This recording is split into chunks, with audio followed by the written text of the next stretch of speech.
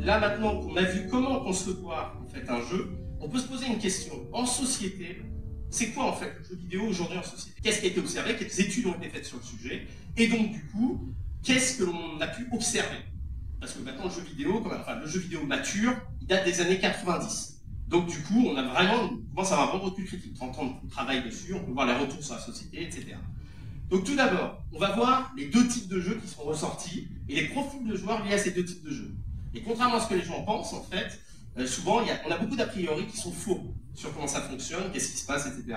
Mais bon, donc on va aller dans le détail. Donc tout d'abord, le premier type de jeu qui est celui qui généralement, que tout le monde imagine, mais en fait qui est ultra minoritaire. C'est le jeu en solitaire, c'est-à-dire le jeu solo. C'est vous arrivez, vous avez votre jeu de votre RPG, donc rôle playing game, donc un jeu de rôle, et vous jouez avec votre personnage qui va tuer des bonhommes, et vous tout seul, ou votre Metroidvania, vous jouez tout seul, etc.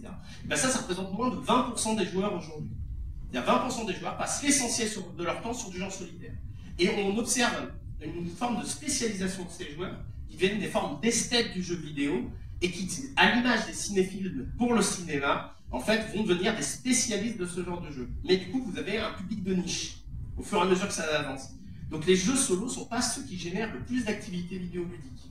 Donc déjà, et après je vais expliquer aussi pourquoi c'est cela, parce que déjà il y a un effet important, c'est que la dépendance en fait qu'on observe des joueurs solo est extrêmement faible.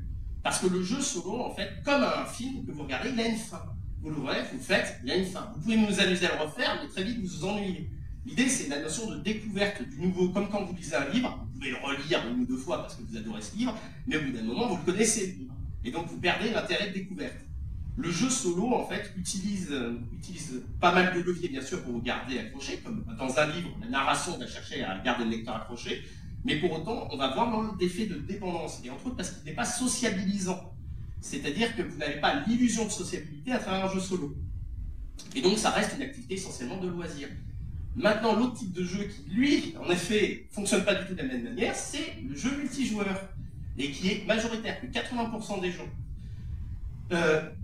80% des gens, pardon, qui jouent à des jeux multijoueurs. Mais pourquoi?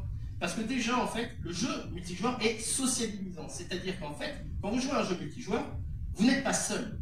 Vous jouez avec des gens qui peuvent vivre à 2000 km de vous, mais vous jouez avec des gens et vous avez l'illusion de sociabilité.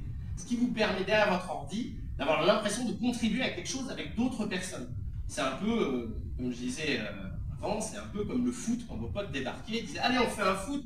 Et bien, aujourd'hui, il y a beaucoup de gens, ils reçoivent un appel « Allez, on se connecte à Warcraft et puis là, on fait tel donjon !»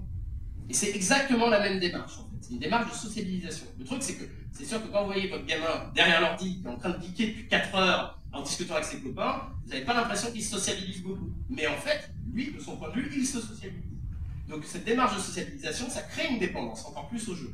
En plus, les jeux de rôle en ligne utilisent des mécanismes psychologiques que je présenterai par la suite, qui ont tendance, en fait, à créer une dimension addictive au jeu, beaucoup plus développée que le jeu solo. Et entre autres, pourquoi? Parce que le jeu, en fait, si vous réfléchissez, les jeux en ligne, les mémoires que j'ai, par exemple, n'ont pas de fin. Est-ce qu'il y a une vraie fin, en fait, à n'importe quelle extension de Warcraft? Non. La fin, c'est la prochaine extension qui va sortir, et ainsi de suite. Et quand vous prenez n'importe quelle mémoire que j'ai, les gens, ils refont un autre personnage, mais du coup, ils n'auront pas les mêmes quêtes, les mêmes choses. Il y a un temps infini de jeu. Et donc, du coup, vous créez une dépendance encore plus forte vers un produit particulier. Ensuite, ce sont des jeux très compétitifs. Plus vous créez de compétition dans un jeu, et plus vous créez d'addiction.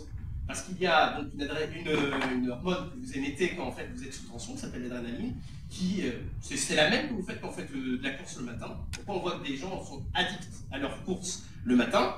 Tout simplement parce qu'ils libèrent cette adrénaline, ça leur fait du bien, ça les réveille, ça les met en forme, et sans ça, eh ben, c'est un peu dur. Bon, c'est pas la même chose que le café, donc on pourrait imaginer un petit peu la même chose.